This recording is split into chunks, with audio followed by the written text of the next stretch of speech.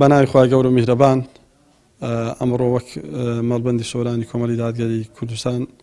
پێشوازیمان کرد لە وەفدێکی سەرکردایەتی کە دوای تەوابوونی کارەکانی کۆنگرەی پێنجەمی کۆمەڵی دادگەری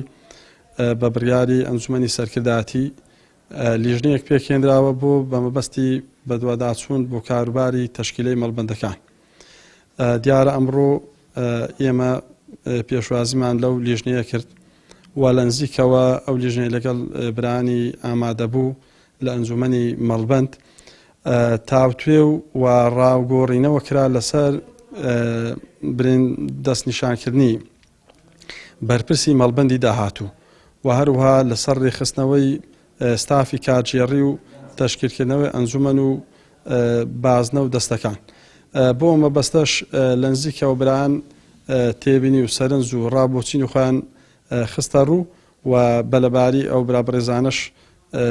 گوێبیستی بوون و دواتریش مەڵبەندەکان کەش بەسەر ئەکەنەوە و راپۆرتێکی ئامادەکەن لە کۆبوونەوەی داهاتووی ئەنجومەنی سەرکردایەتی بڕیاری پێویست لەو بارەوە ئەدرێت.